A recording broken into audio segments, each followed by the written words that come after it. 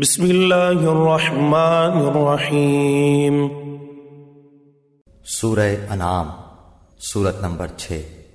شروع کرتا ہوں اللہ کے نام سے جو کہ نہایت مہربان بڑا رحم والا ہے۔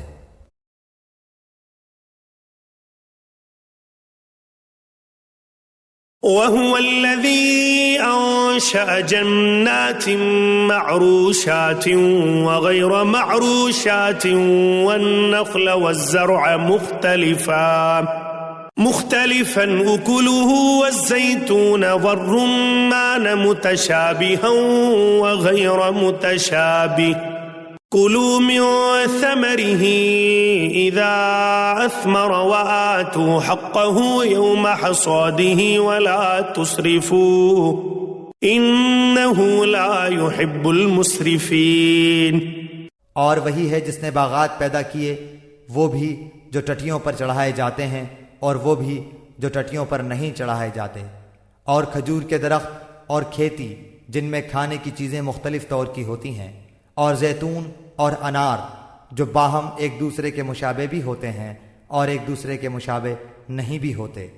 ان سب کے پھلوں میں سے کھاؤ جب وہ نکل آئے، اور اس میں جو حق واجب ہے وہ اس کے کاٹنے کے دن دیا کرو، اور حد سے مت گزرو، یقیناً وہ حد سے گزرنے والوں کو ناپسند کرتا ہے۔ تشریح کے لیے دیکھیے پیچھے آیت نمبر 99 کا حاشیہ۔ اس سے مراد عشر ہے جو زرعی پیداوار پر واجب ہوتا ہے۔ مکی زندگی میں اس کی کوئی خاص شرح مقرر نہیں تھی، بلکہ جب کٹائی کا وقت آتا تو کھیتی کے مالک پر فرض تھا کہ جو فقراء اس وقت موجود ہوں ان کو اپنی ثوابدید کے مطابق کچھ دے دیا کرے۔ مدینہ منورہ پہنچنے کے بعد اس کے مفصل احکام آئے، اور آن حضرت صلی اللہ علیہ وسلم نے اس کی یہ تفصیل بیان فرمائی کہ بارانی زمینوں پر پیداوار کا 10واں حصہ اور نہری زمینوں پر 20واں حصہ غریبوں کا حق ہے۔ آیت نے بتایا ہے کہ یہ حق کٹائی ہی کے وقت ادا کر دینا چاہیے۔ وَمِنَ الْأَنْعَامِ حَمُولَةً وَفَرْشًا كُلُوا مِمَّا رَزَقَكُمُ اللَّهُ وَلَا تَتَّبِعُوا خُطُوَاتِ الشَّيْطَانِ إِنَّهُ لَكُمْ عَدُوٌّ مُّبِينٌ۔ اور مواشی میں اونچے قد کے اور چھوٹے قد کے پیدا کیے، جو کچھ اللہ نے تم کو دیا ہے کھاؤ، اور شیطان کے قدم بقدم مت چلو، بلا شک وہ تمہارا صریح دشمن ہے۔ زمین سے لگے ہوئے ہونے کا ایک مطلب تو یہ ہے کہ ان کا قد چھوٹا ہوتا ہے جیسے بھیڑ بکریاں، اور دوسرا مطلب یہ کہ ان کی کھال زمین پر بچھانے کے کام آتی ہے۔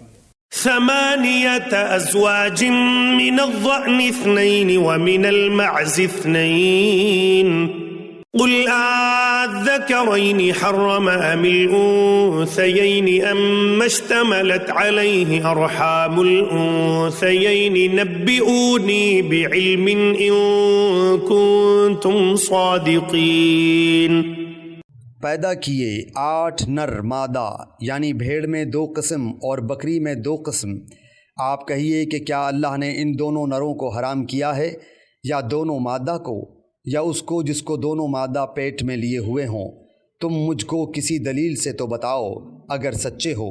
مطلب یہ ہے کہ تم لوگ کبھی نر جانور کو حرام قرار دے دیتے ہو، کبھی مادہ جانور کو، حالانکہ اللہ تعالیٰ نے یہ جوڑے پیدا کرتے وقت نہ نر کو حرام کیا تھا نہ مادہ کو۔ اب تم ہی بتاؤ کہ اگر نر ہونے کی وجہ سے کوئی جانور حرام ہوتا ہے تو ہمیشہ نر ہی حرام ہونا چاہیے، اور اگر مادہ ہونے کی وجہ سے حرمت آتی ہے تو ہمیشہ مادہ ہی حرام ہونی چاہیے، اور اگر کسی مادہ کے پیٹ میں ہونے کی وجہ سے حرمت آتی ہے تو پھر بچہ نر ہو یا مادہ ہر صورت میں حرام ہونا چاہیے۔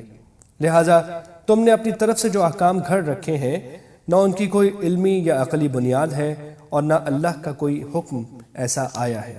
وَمِنَ الْإِبِلِ 2 وَمِنَ الْبَقَرِ 2 قُلْ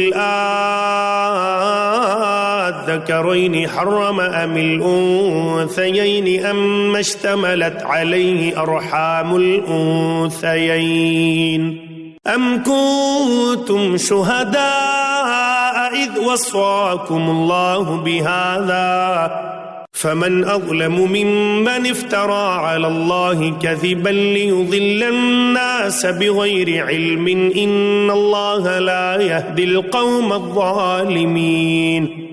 اور اونٹ میں 2 قسم اور گائے میں 2 قسم۔ آپ کہیے کہ کیا اللہ تعالیٰ نے ان دونوں نروں کو حرام کیا ہے، یا دونوں مادہ کو، یا اس کو جس کو دونوں مادہ پیٹ میں لیے ہوئے ہوں؟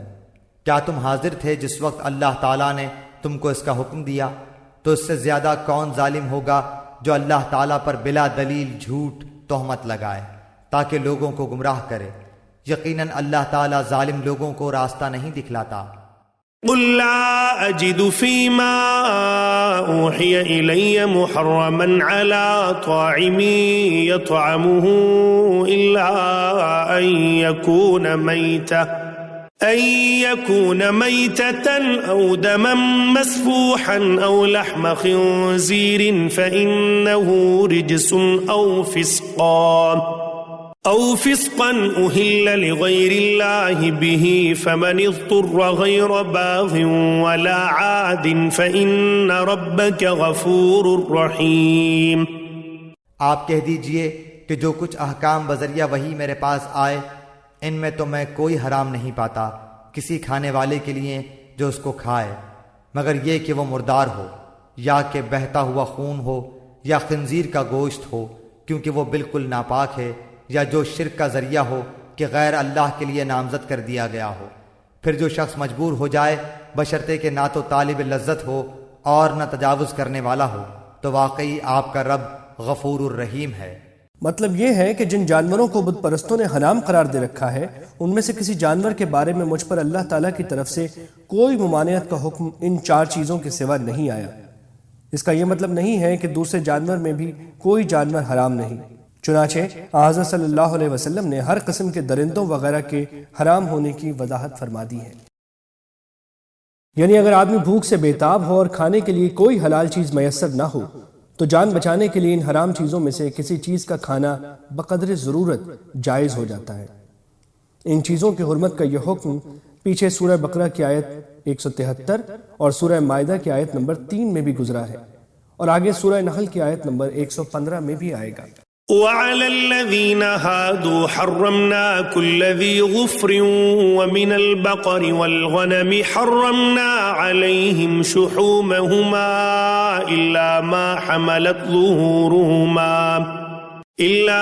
حملت ظهورهما أو الحوايا أو ما اختلط بعظم ذلك جزيناهم ببغيهم وَإِنَّا لَصَادِقُونَ۔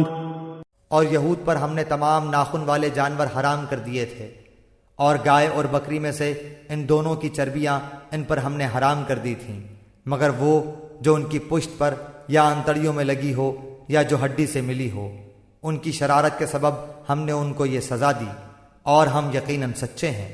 فَإِن كَذَّبُوكَ فَقُلْ رَبُّكُمْ ذُو رَحْمَةٍ وَاسِعَةٍ وَلَا يُرَدُّ بَأْسُهُ عَنِ الْقَوْمِ الْمُجْرِمِينَ۔ پھر اگر یہ آپ کو کاذب کہیں تو آپ فرما دیجئے کہ تمہارا رب بڑی وسیع رحمت والا ہے، اور اس کا عذاب مجرم لوگوں سے نہ ٹلے گا۔ جھٹلانے والوں سے یہاں براہ راست تو یہودی مراد ہیں، کیونکہ وہ اس بات کا انکار کرتے تھے کہ مذکورہ چیزیں ان پر ان کی سرکشی کی وجہ سے حرام کی گئی تھی۔ ضمناً اس میں مشرکین عرب بھی داخل ہیں جو قرآن کریم کی ہر بات کا انکار کرتے تھے، جس میں یہ بات بھی شامل تھی۔ دونوں فریقوں سے یہ کہا جا رہا ہے کہ اگر ان کے قرآن کو جھٹلانے کے باوجود ان پر کوئی فوری عذاب نہیں آ رہا ہے بلکہ دنیا میں انہیں خوشحالی بھی میسر ہے، تو اس کی وجہ یہ نہیں ہے کہ اللہ تعالیٰ ان کے عمل سے خوش ہے۔ اس کے بجائے حقیقت یہ ہے کہ اس دنیا میں اللہ تعالیٰ کی رحمت اتنی وسیع ہے کہ وہ اپنے باغیوں کو بھی رزق دیتا ہے اور خوشحالی سے نوازتا ہے۔ البتہ یہ بات طے ہے کہ ان مجرموں کو ایک نہ ایک دن عذاب ضرور ہوگا جسے کوئی ٹال نہیں سکتا۔ سيقول الذين أشركوا لو شاء الله ما أشركنا ولا آباؤنا ولا حرمنا من شيء كذلك كذب الذين من قبلهم حتى ذاقوا بأسنا قل هل عندكم من علم فتخرجوه لنا إن تتبعون إلا الظن وإن أنتم إلا تخرصون۔ یہ مشرکین یوں کہیں گے کہ اگر اللہ تعالیٰ کو منظور ہوتا تو نہ ہم شرک کرتے اور نہ ہمارے باپ دادا، اور نہ ہم کسی چیز کو حرام کہہ سکتے۔ اسی طرح جو لوگ ان سے پہلے ہو چکے ہیں انہوں نے بھی تکذیب کی تھی، یہاں تک کہ انہوں نے ہمارے عذاب کا مزہ چکھا۔ آپ کہیے کہ کیا تمہارے پاس کوئی دلیل ہے تو اس کو ہمارے روبرو ظاہر کرو۔ تم لوگ محض خیالی باتوں پر چلتے ہو اور تم بالکل اٹکل سے باتیں بناتے ہو۔ یہ پھر وہی بیہودہ دلیل ہے جس کا جواب بار بار دیا جا چکا ہے، یعنی یہ کہ اگر اللہ کو شرک ناگوار ہے تو وہ ہمیں شرک پر قدرت ہی کیوں دیتا ہے۔ جواب بار بار دیا گیا ہے کہ اگر اللہ تعالیٰ ساری دنیا کو اپنی قدرت کے ذریعے زبردستی ایمان پر مجبور کر دے تو پھر امتحان ہی کیا ہوا۔ دنیا تو اسی امتحان کے لیے پیدا کی گئی ہے کہ کون شخص اپنی سمجھ اور اپنے اختیار سے وہ صحیح راستہ اختیار کرتا ہے جو اللہ تعالیٰ نے ہر انسان کی فطرت میں بھی رکھ دیا ہے اور جس کی طرف رہنمائی کے لیے اتنے سارے پیغمبر بھیجے ہیں۔ قل فللہ الحجة البالغة فلو شاء لہداکم اجمعین۔ آپ کہیے کہ بس پوری حجت اللہ ہی کی رہی، پھر اگر وہ چاہتا تو تم سب کو راہ راست پر لے آتا۔ یعنی تم تو فرضی دلائل پیش کر رہے ہو، لیکن اللہ تعالیٰ نے پیغمبروں کو بھیج کر اپنی حجت پوری کر دی ہے اور ان کے بیان کیے ہوئے دلائل دلوں میں اترنے والے ہیں۔ ان کی تصدیق اس حقیقت نے بھی کر دی ہے کہ جن لوگوں نے انہیں جھٹلایا وہ اللہ تعالیٰ کے عذاب کے شکار ہوئے۔ لہٰذا یہ بات تو صحیح ہے کہ اگر اللہ تعالیٰ چاہتا تو سب کو زبردستی ہدایت پر لے آتا، لیکن اس سے تمہاری یہ ذمہ داری ختم نہیں ہوتی کہ تم اپنے اختیار سے پیغمبروں کے ناقابل انکار دلائل کو قبول کر کے ایمان لاؤ۔ قل هلم شهداءكم الذين يشهدون أن الله حرم هذا فإن شهدوا فلا تشهد معهم ولا تتبع أهواء الذين كذبوا بآياتنا والذين لا يؤمنون بالآخرة وهم بربهم يعدلون۔ آپ کہیے کہ اپنے گواہوں کو لاؤ جو اس بات پر شہادت دیں کہ اللہ نے ان چیزوں کو حرام کر دیا ہے، پھر اگر وہ گواہی دے دیں تو آپ اس کی شہادت نہ دیجیے، اور ایسے لوگوں کے باطل خیالات کا اتباع مت کیجیے جو ہماری آیتوں کی تکذیب کرتے ہیں، اور وہ جو آخرت پر ایمان نہیں رکھتے اور وہ اپنے رب کے برابر دوسروں کو ٹھہراتے ہیں۔ قل تعالوا اتل ما حرم ربكم عليكم الا تشركوا به شيئا وبالوالدين احسانا ولا تقتلوا اولادكم من املاق نحن نرزقكم واياهم ولا تقربوا الفواحش ما ظهر منها وما بطن ولا تقتلوا النفس التي حرم الله إلا بالحق ذلكم وصاكم به لعلكم تعقلون۔ آپ کہیے کہ آؤ میں تم کو وہ چیزیں پڑھ کر سناؤں جن کی مخالفت کو تمہارے رب نے تم پر حرام فرما دیا ہے، وہ یہ کہ اللہ کے ساتھ کسی چیز کو شریک مت ٹھہراؤ، اور ماں باپ کے ساتھ احسان کرو، اور اپنی اولاد کو افلاس کے سبب قتل مت کرو۔ ہم تم کو اور ان کو رزق دیتے ہیں، اور بے حیائی کے جتنے طریقے ہیں ان کے پاس بھی مت جاؤ، خواہ وہ اعلانیہ ہوں خواہ پوشیدہ، اور جس کا خون کرنا اللہ تعالیٰ نے حرام کر دیا ہے اس کو قتل مت کرو، ہاں مگر حق کے ساتھ۔ ان کا تم کو تاکیدی حکم ہے تاکہ تم سمجھو۔ یعنی بے حیائی کے کام جس طرح کھلم کھلا کرنا منع ہے، اسی طرح چوری چھپے بھی منع ہے۔ ولا تقربوا مال اليتيم إلا بالتي هي أحسن حتى يبلغ أشده وأوفوا الكيل والميزان بالقسط لا نكلف نفسا إلا وسعها وإذا قلتم فاعدلوا ولو كان ذا قربى وبعهد الله أوفوا ذلكم وصاكم به لعلكم تذكرون۔ اور یتیم کے مال کے پاس نہ جاؤ مگر ایسے طریقے سے جو کہ مستحسن ہے، یہاں تک کہ وہ اپنے سن رشد کو پہنچ جائے، اور اپنے ناپ تول پوری کرو انصاف کے ساتھ۔ ہم کسی شخص کو اس کی طاقت سے زیادہ تکلیف نہیں دیتے، اور جب تم بات کرو تو انصاف کرو، گو وہ شخص قرابت دار ہی ہو، اور اللہ تعالیٰ سے جو عہد کیا اس کو پورا کرو۔ ان کا اللہ تعالیٰ نے تم کو تاکیدی حکم دیا ہے تاکہ تم یاد رکھو۔ خرید و فروخت کے وقت ناپ تول کا پورا لحاظ رکھنا واجب ہے، لیکن اللہ تعالیٰ نے یہ واضح فرما دیا کہ اس معاملے میں طاقت سے زیادہ مین میخ نکالنے کی ضرورت نہیں۔ انسان کو پوری کوشش کرنی چاہیے کہ ناپ تول ٹھیک ہو، لیکن کوشش کے باوجود تھوڑا بہت فرق رہ جائے تو وہ معاف ہے۔ اللہ کے عہد میں وہ عہد بھی داخل ہے جس میں براہ راست اللہ تعالیٰ سے کوئی وعدہ کیا گیا ہو، اور وہ عہد بھی جو کسی انسان سے کیا گیا ہو، مگر اللہ تعالیٰ کی قسم کھا کر یا اس کو گواہ بنا کر کیا گیا ہو۔ وَأَنَّ هَذَا صِرَاطِي مُسْتَقِيمًا فَاتَّبِعُوهُ وَلَا تَتَّبِعُوا السُّبُلَ فَتَفَرَّقَ بِكُمْ عَن سَبِيلِهِ ذَلِكُمْ وَصَّاكُمْ بِهِ لَعَلَّكُمْ تَتَّقُونَ۔ اور یہ کہ یہ دین میرا راستہ ہے جو مستقیم ہے، سو اس راہ پر چلو، اور دوسری راہوں پر مت چلو کہ وہ راہیں تم کو اللہ کی راہ سے جدا کر دیں گی۔ اس کا تم کو اللہ تعالیٰ نے تاکیدی حکم دیا ہے تاکہ تم پرہیزگاری اختیار کرو۔ ثم آتينا موسى الكتاب تماما على الذي أحسن وتفصيلا لكل شيء وهدى ورحمة لعلهم بلقاء ربهم يؤمنون۔ پھر ہم نے موسیٰ علیہ السلام کو کتاب دی تھی جس سے اچھی طرح عمل کرنے والوں پر نعمت پوری ہو اور سب احکام کی تفصیل ہو جائے، اور رہنمائی ہو اور رحمت ہو تاکہ وہ لوگ اپنے رب کے ملنے پر یقین لائیں۔